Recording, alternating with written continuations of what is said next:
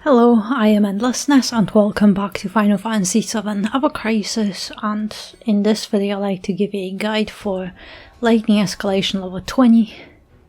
Alright, for the lower levels I tried to come up with a more accessible team without any of the 13 gear, so this will work for other levels up to level 20.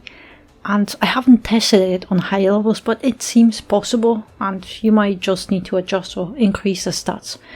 But yeah, I have Anjir with the event weapon because similar to the Dragon Quest Collar, it is very nice because it lowers physical attack and buffs physical defense, so for this battle it is actually very helpful and all you need is provoke. And also this way Aerith has ice buffs and debuffs and Sephiroth has DPS with Odin for exploit weakness, but also it is very helpful that Sephiroth has X-Sigil boost slots, which makes the sigil phase easier and faster. But also to make this guide more accessible, I tried to lower Sephiroth's DPS, so the only sub-weapon he has is a weapon with HP.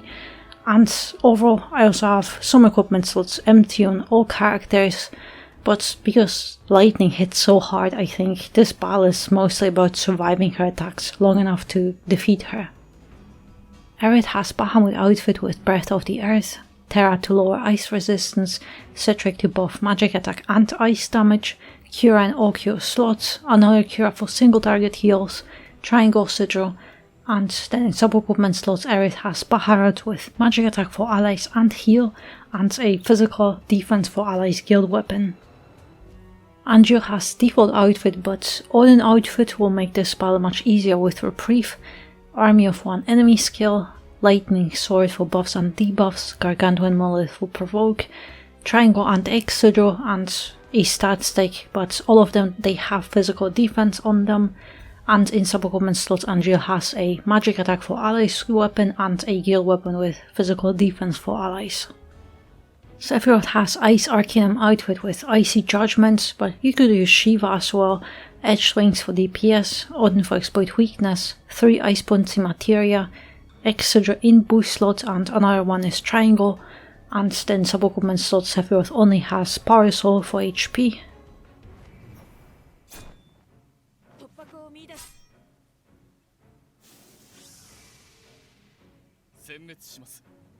Alright, since the opening is quite fast, Sephiroth will have to do exploit weakness.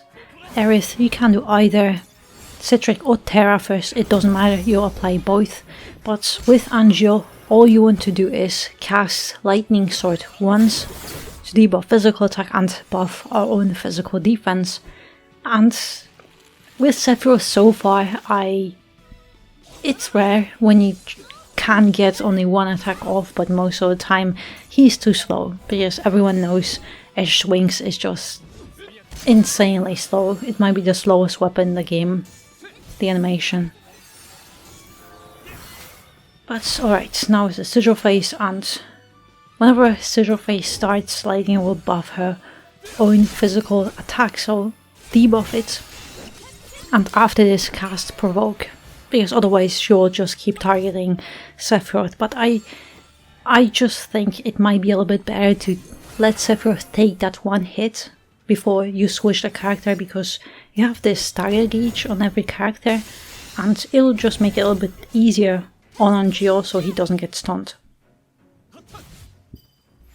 But with Aerith and Anjir I'm just going to mostly break Triangle Sigils, because Sephiroth has this Triangle boost slot, so I don't really need X-Sigil on anyone else. And just a few more.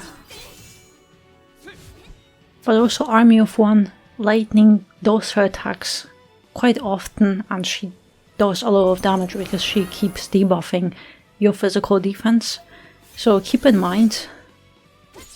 And I also think with Anjir it might be good to use his overspeed to take a little bit less damage. But I should have all the buffs and debuffs. Alright, Icy Judgment and yeah, Breath of the Earth mainly for Angel because he has -4 physical defense debuff, and Breath of the Earth nullifies all defensive debuffs. And also a little bit of heal. So that should be good.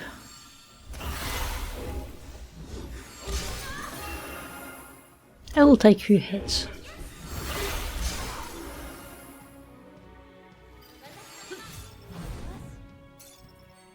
But also, if you don't finish her off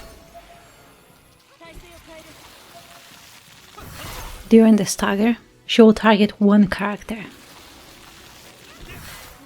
So that's fine. It would have been Sephiroth, but normally you want to provoke, so it's on Jill. But if you know that you'll defeat her, you can ignore provoke. But normally, when you know you can't defeat her before this attack, then make sure that Angel has provoke on. Otherwise Sephiroth will die, because that attack does insane amount of damage. But yeah, that will be all. So I hope you find my guide helpful, and good luck on your own clear. And in the meantime, thank you very much for watching, and I hope to see you next one.